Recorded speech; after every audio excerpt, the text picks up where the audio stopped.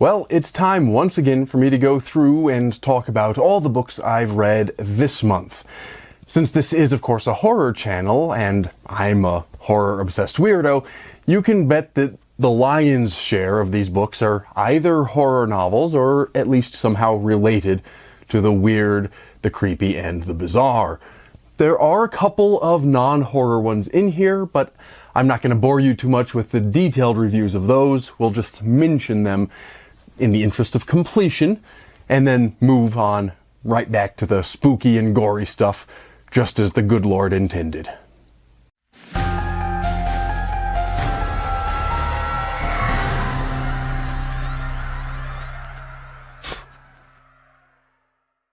So I had a decent month in the reading room, managed to get through a decent selection of books, some of which I thought were excellent, and a couple of which just didn't do it for me at all, so we're going to get right to business and start our monthly discussion.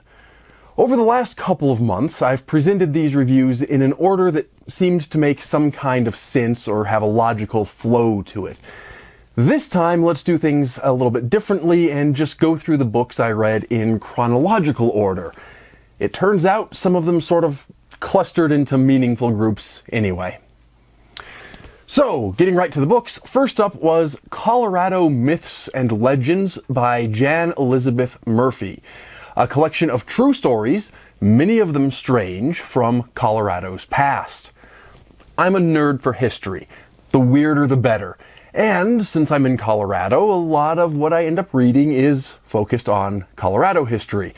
One of my particular points of interest is how history and folklore intersect and sort of cross-pollinate. I've written extensively on the subject, and I'm continually amazed by the things one can learn as one starts with a myth or an urban legend and begins to dig into the history beneath the surface of the myth or the urban legend. This book is an exercise in exactly that process. Fortunately, though some of the stories were already quite familiar to me, recall I'm pretty well read in bizarre history, many of the stories were either new to me or presented with some new information I hadn't happened across before.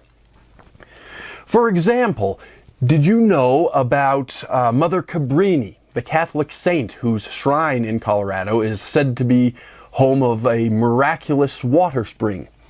That one I knew about. Or did you know that the Tony Award was named for a Colorado woman who found her way to the Broadway stage and made quite a large success? That one was new to me.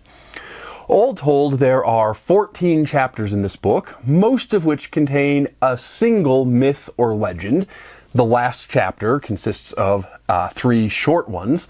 And since it is a short book, it's the sort you can easily read in a single sitting if you have a couple hours to spare. And obviously, the treatments of the various subjects are therefore brief. I regularly found myself wanting a bit more information and to move past the sort of superficial details, but overall it provides a good overview and sort of cross-section of the various kinds of legends that have sprung up in the Centennial State. For those looking to dig a little bit deeper, the book includes a bibliography separated by topic that should put you on the right path. I found myself wanting a few more sources, but what the author does supply is certainly sufficient to begin a journey of further reading on whichever topic catches your interest, and I do like that it's separated by topic so you can easily find your way around. Is this horror? Not really. A few of the stories are horror adjacent, and a few of them have nothing at all to do with our favorite genre, except that my interest in history often coincides with my work in paranormal investigation. It turns out that ghost stories and urban legends are not only a great gateway to the study of history, but also often an integral part of that history, so I'm always reaching for books much like this one. Next up is Haunted Hotels of the West by Bruce A. Reich. I picked this up on my most recent reconnaissance visit to the Stanley Hotel up in Estes Park, Colorado. They had autographed copies in the gift shop, which this of course is, so you know I had to buy it, even though I'm pretty sure they'd never return the favor and ever carry a copy of one of my books in the gift shop, but that's a long story for another day. Of course, the book isn't just about the Stanley, but all kinds of haunted inns and hotels. Whether you like this book or not depends largely on your purpose for reading it. If you're looking for a sort of travel guide to help you find a bunch of allegedly haunted hotels, you're not going to find many better books out there. Each chapter, however brief, comes complete with a description of the hotel and at least some of its ghost stories, along with, and for this I am very much grateful to the author, contact information for the hotel itself, so you can easily book a room if you desire to visit. It's also attractively presented with plenty of photographs, so you can really get a sense of what all the hotels look like. However, if you're interested in a complete treatment of the histories or ghost stories of the hotels, you're likely to be disappointed. As I mentioned, the descriptions are quite brief. The author never goes into much detail. As he says in the introduction, he's just presenting the stories for what they are without attempts to either prove or disprove them. Fair enough. I can certainly respect that strategy. But because the various activities of both ghost hunters and skeptics alike have become part of these locations' lore, it would have been nice to get a little more detail on what people looking for ghosts have or haven't witnessed at the various hotels. With regard to the quality of information that is presented, it's a bit of a mixed bag.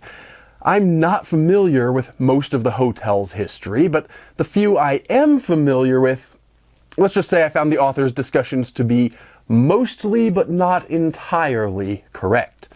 For example, the author has the Stanley Hotel opening on July 4th, 1909, a claim he likely got from the hotel's various tour guides who regularly repeat it, but it's not at all difficult to find that this is untrue.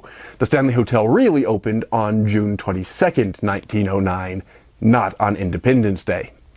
Is that a big deal? Probably not, but it does raise a bit of a red flag that the fact-checking for this book might not have been up to par, so its information should be taken with a grain of salt. Similarly, the proofreading leaves a bit to be desired. For example, also while discussing the Stanley Hotel, the author spells Stephen King's name two different ways, even on the very same page. That is, he alternates between spelling Stephen with a V and with a PH, the PH of course being correct, and somehow the editor never caught it. None of these criticisms, though, detract from the fact that it's a fun, quick read and gives me a lot of ideas of places I'll want to visit sometime in the future. Just be sure to take it for what it is. Expect a fun read rather than an educational read, and you should be good. Once again, not a particularly scary book, but at least horror adjacent, so perhaps still of interest to many of y'all. And not, in this case, focused just on Colorado, but on great swaths of the United States. Next on our list was Tell Me I'm Worthless by Alison Rumfitt. This was a book and author I didn't know about until it showed up as one of the offerings from Nightworms, the horror book subscription service. I've usually been quite impressed by their offerings, so even though I didn't know much about it, I dug right in. Unfortunately, this is one of the ones that really didn't do it for me.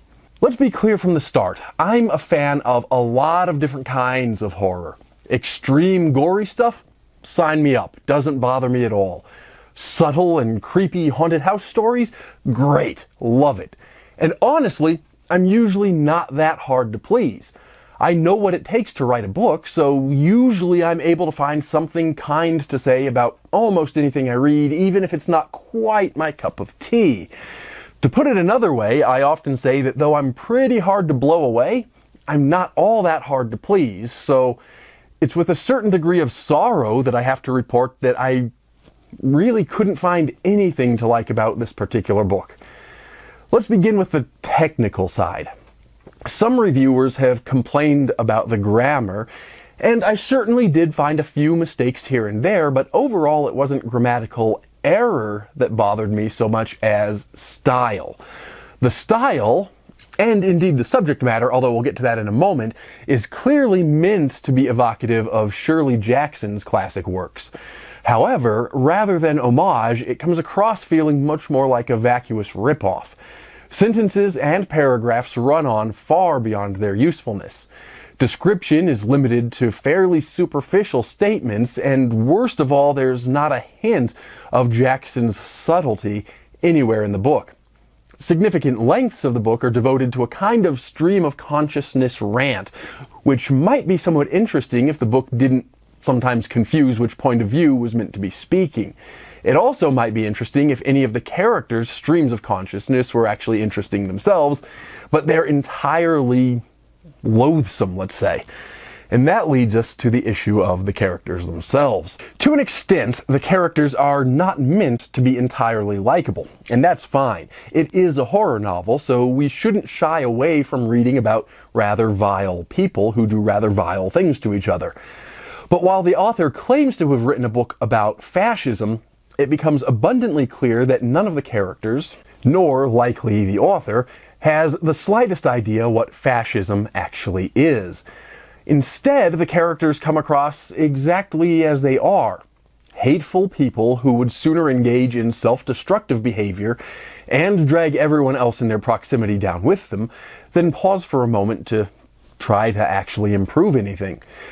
There's nothing necessarily wrong with that because, as I said, unlikable characters are part and parcel of a horror novel, but it feels like we're meant to relate to them more than we are because they never really either get their comeuppance or learn anything or develop in any way along the course of the book.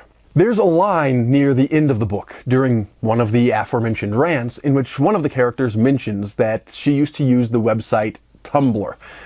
That's fairly telling about the book. The entire book doesn't read so much like a novel as an extended series of Tumblr posts, and I don't mean that in a good way. Before I read that line, it seemed a lot like something one of my fellow students back in college might have written in a creative writing workshop for no other reason than to try to disturb or get a rise out of the professor. Now, don't get me wrong, there's nothing wrong with edginess or brutality in fiction. Of course, especially horror fiction, if there's a point to it, even if that point is simply to make people feel a sense of disgust. But here, it seems like this book tries and fails to evoke those feelings of disgust. Almost every line is dripping with hatred, violence, or some other destructive idea, but it doesn't shock the reader so much as make the reader wonder when we're going to get to something interesting. I've read much more extreme and much more brutal books with no problem, but I cared enough about the characters or events that the brutality served the art. Indeed, contrary to the book's reputation, there's not even anything particularly extreme or brutal about it. It does have some brutal ideas as its theme, but their reality is never described. It's hidden instead behind the author's political rants. So we never get the opportunity to experience the events through the characters. An example seems to be in order. One scene in particular, clearly meant to be one of the most brutal and climactic scenes of the story, is written in alternating perspectives. It's divided, as you can see here, into two columns of text. That was an interesting idea to present two different viewpoints of the same event. But the experimental format ended up being more distracting than useful, and it sort of took all the steam out of the one scene that might otherwise have evoked any sense of pathos at all. And what about being inspired by Shirley Jackson, like I mentioned earlier? As I mentioned, her influence is clear throughout, but while Jackson was an expert wordsmith and her works were subtle, nothing could be further from the truth here. It feels ham-fisted rather than subtle, and much more puerile than thought-provoking.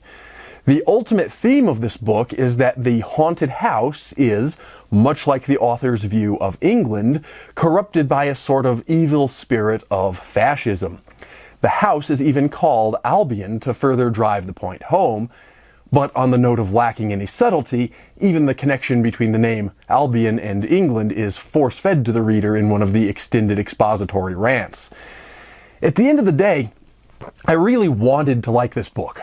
We often turn to works of extreme horror because they have the capacity to make us feel something. But the only feeling this book managed to evoke was, unfortunately, boredom. Next up, and much more my own cup of tea, was Episode 13 by Craig DeLuey. There have been quite a few novels and movies lately that tackle the idea of paranormal investigators, typically working as part of some paranormal reality television program, encountering real paranormal activity for the first time. It's fertile ground for a horror story, but that also means it's been pretty well explored. However, Episode 13 manages to do something that most fail to do. It more or less correctly balances belief on the one hand and skepticism on the other.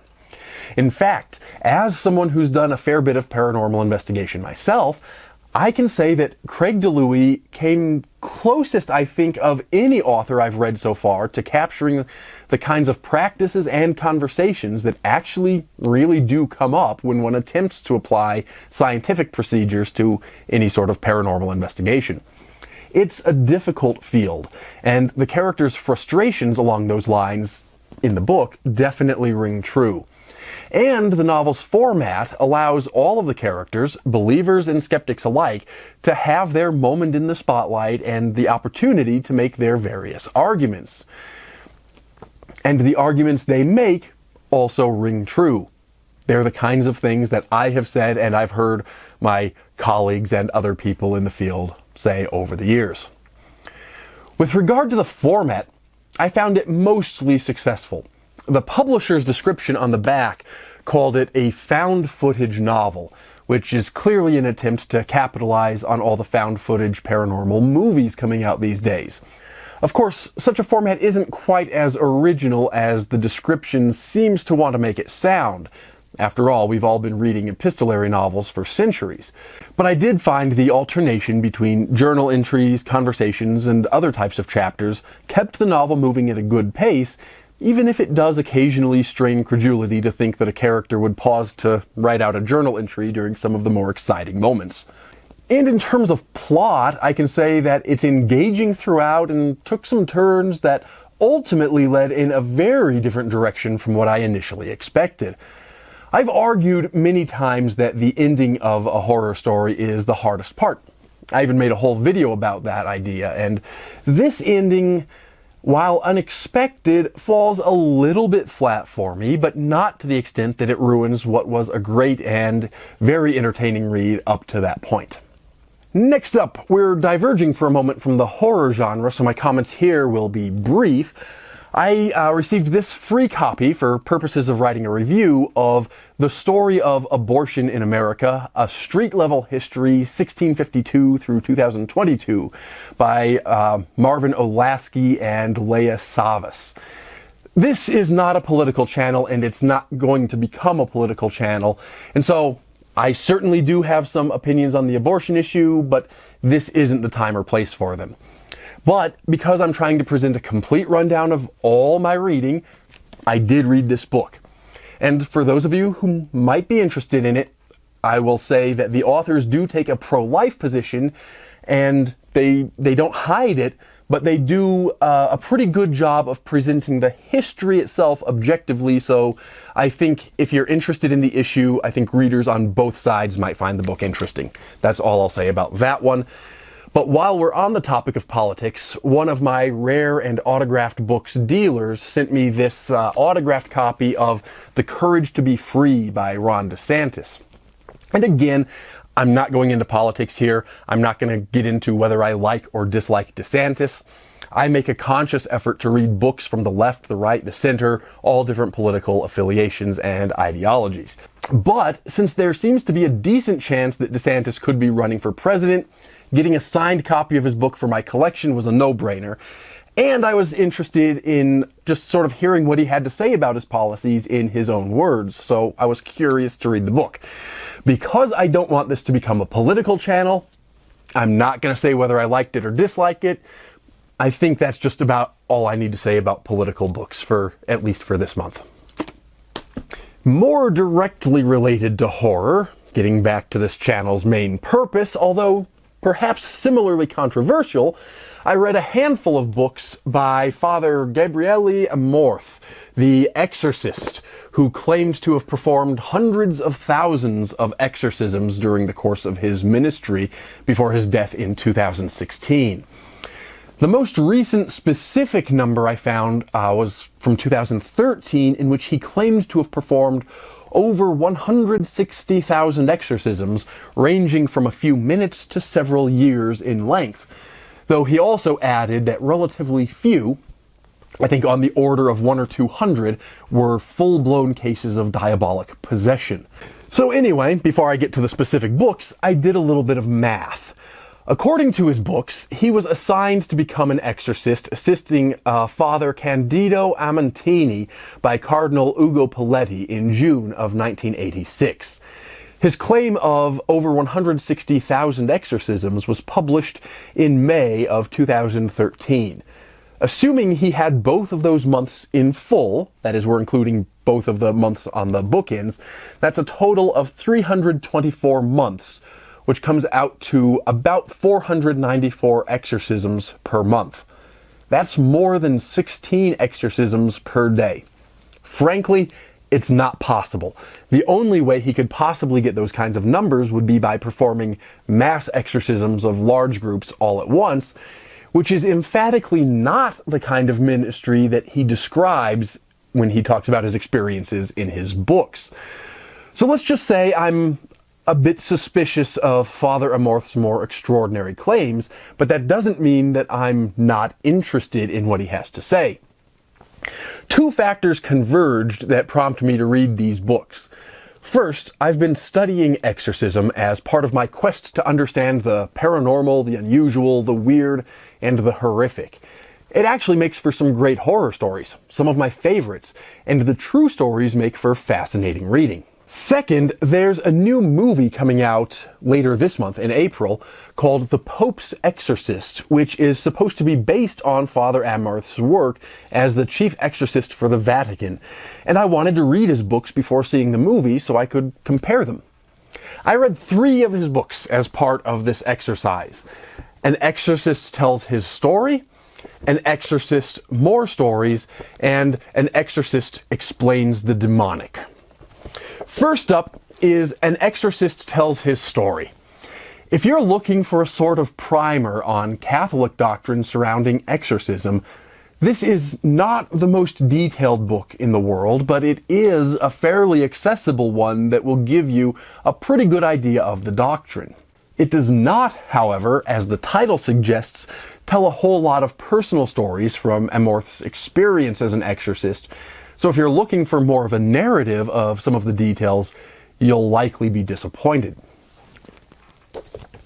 Second was An Exorcist More Stories, which is actually the best of the 3. It's still focused more heavily on doctrine than on personal stories, which isn't really what I wanted because I already know most of the doctrine he writes about. I mean, I've read the Bible. Not as much as a priest has, I'm sure, but I have read it. But he does close each chapter in this book with an example. Those personal stories were what I was really looking for, and I think are the best things in his writings. And then finally, An Exorcist Explains the Demonic. Well, doesn't. It's highly repetitive of the first book, doesn't explore any new areas in any great depth, and spends more time complaining about Harry Potter, rock music, and horror movies than actually explaining Catholic theology concerning demonology. That last point in particular was obviously infuriating to a horror guy like me. This one is honestly not even worth reading. Errors of fact abound, and it's even sometimes internally inconsistent, such as Amorth's warning to never watch horror movies on one page, coupled with his admission elsewhere that, special effects aside, The Exorcist is reasonably accurate. Of course, Amorth isn't the only expert on the subject, but if you want to read one of his books as part of a study of the sacramental of exorcism, More Stories is honestly the best of the 3. Finally, getting back to some actual horror for my last book of the month, we're going to end on a high note with The Nightmare Man by J.H. Markert. If you've been around this channel for a while, you know that though I'm usually pretty good at finding something to like in almost any work of horror, I'm fairly stingy with my 5-star ratings.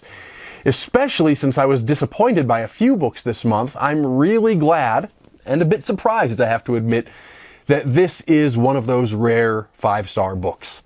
In fact, I'd say it's one of the best I've read in quite a while. When I first read the description on the flap of this book, I expected some cheesy fun, with character names like Ben Bookman, a horror author himself no less. I sort of expected some lighthearted fun, perhaps reminiscent of a low-budget 1980s horror flick. What I actually read, though it does have some of those elements that edge toward the cheesy, was actually a brilliant work of horror that seamlessly interweaves police procedural or mystery and supernatural elements into a book that, amazingly, managed to keep even this jaded horror fan guessing until the very last page. Elements that seemed like they might be a bit too cheesy or contrived were incorporated into a whole that not only explains them, but renders them both fresh and surprising, not to mention delightfully creepy. Everything that seemed a bit too just so at the beginning of the book, and I freely admit there are a few such things, eventually they got twisted into something completely different in a way that few authors could pull off. I'm particularly impressed that everything that's eventually revealed in the book is fully foreshadowed throughout, so nothing seems to come out of nowhere. Yet, even I, someone who can usually predict the outcome of a horror story within the first few moments, even I wasn't able to predict most of them more than a couple pages in advance. The end result is a story that feels like the classical kind of horror we all love and desperately want to see more of, yet without feeling stale and done before. This is an absolutely original work, not quite like anything else I've read, though it feels like an old favorite and very much reminiscent of the kind of horror that's far too seldom published these days. This is one you absolutely don't want to miss. It may not be quite as scary as I always hope for, but it would be unfair for me to judge a book based on scariness alone, because I'm damn near impossible to frighten. But it's absolutely tense and suspenseful, and at least creepy throughout. And so there we have it. I managed to do a bit better than last month, coming in at 10 books for March of 2023. Hopefully I'll do even better in April. As always, let me remind you that if you're interested in any of the books I've been talking about, I've put links down in the What's It so you can order copies for yourself. Don't forget to use the comments section to discuss all these books further, or to share some thoughts on whatever you've been reading, and we can have our own sort of informal book club right here on this channel. Do be sure also to subscribe and ring that notification bell so you don't miss out on whatever video I have next. Until then, take care and stay scared.